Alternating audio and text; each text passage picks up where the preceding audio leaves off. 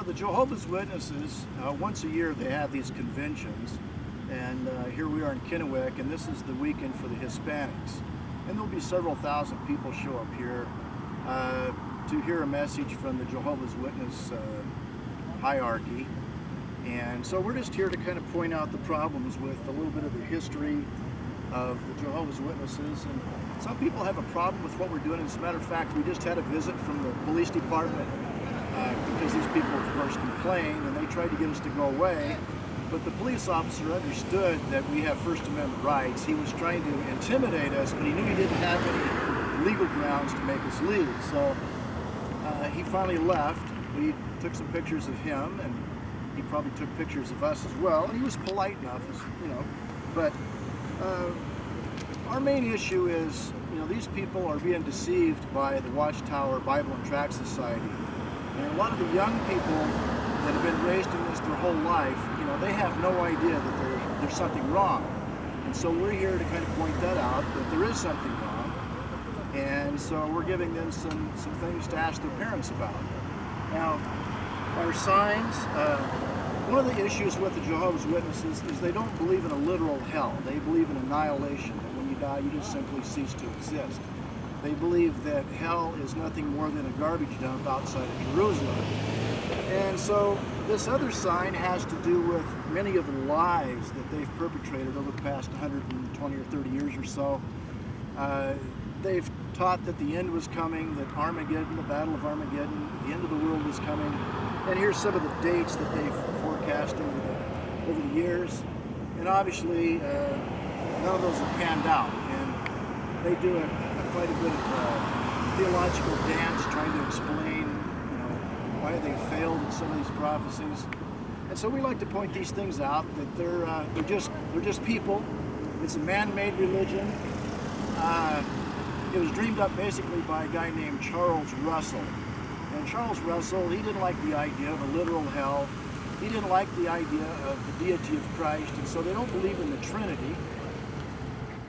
Okay, now the Jehovah's Witnesses have their own special Bible. It wasn't translated by legitimate Bible scholars. It was just put together by the Watchtower Society, and it's changed a lot of the text. A lot of the texts that have to do with the deity of Christ, they've changed. A lot of the scriptures that have to do with eternal judgment or hell, they've changed those. So it's watered down to fit their prejudice.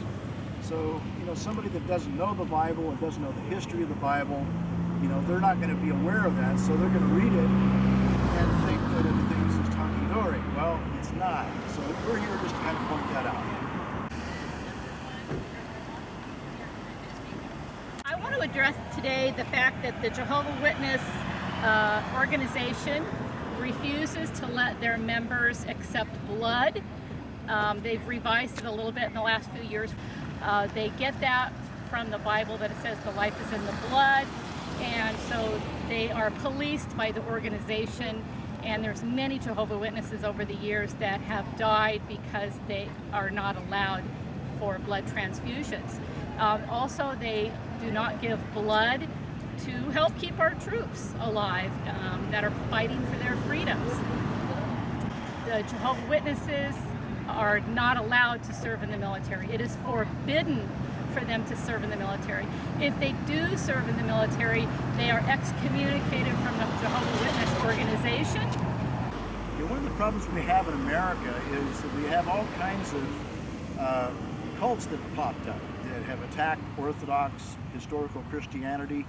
We've got the Mormons, we've got the Jehovah's Witnesses, and then way back in the 6th century, Muhammad came up with his own cult, and very much similar to the Mormons in that they came up with new books and new revelation. Well, the Jehovah's Witnesses are slightly different than that. They don't have their own religious book like the Quran or the Book of Mormon. They still use the Bible, but it's a different Bible. It's interpreted quite different. So one of the things that we like to do here, because most of these people, because they've been manipulated by fear and end times prophecies that the world's coming to an end and they're not supposed to read anybody else's literature, for the most part, they're not going to visit a church, any other church other than the Kingdom Hall. So that's one of the things that we're out here doing, is just trying to get their attention. And especially with teenagers and young people, they tend to have a little rebellious streak to start with. And so we're trying to give them some food for thought that they can bring to their parents and challenge them with. And then chances are, like myself, I came out of a questionable background, and I was one of those kids that didn't like the answers I got from my parents, so I investigated it on my own. So we're trying to encourage young people to do just that. You know, get out and investigate it. You can look all this stuff up on the computer, online. There's nothing new under the sun here. We're not the first people that's ever done this. There's been tons of books written on cults, on the Jehovah's Witnesses, as well as the Mormons and Islam and everything else under the sun. So we're not the first people in the world that's questioned their theology.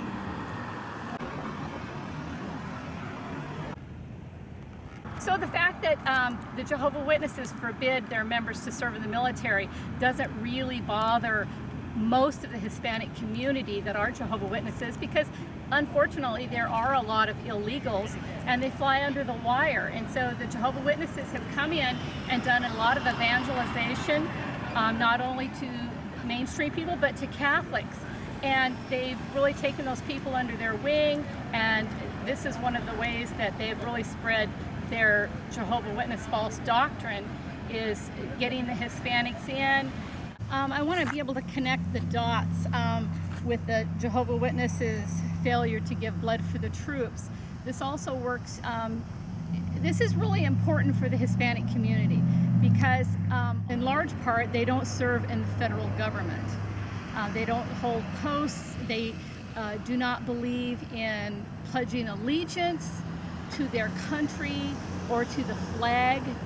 And so because we have so many Hispanics and illegals from other, not just Hispanics, but other nations come here, the Jehovah's Witnesses easily were able to hoodwink these people because they're really serving up what they're looking for. They want to fly under the wire. They're coming out of Catholicism, and Jehovah's Witness organization has met all those needs. They don't want to serve in the military. They really can't because a lot of them are here illegally.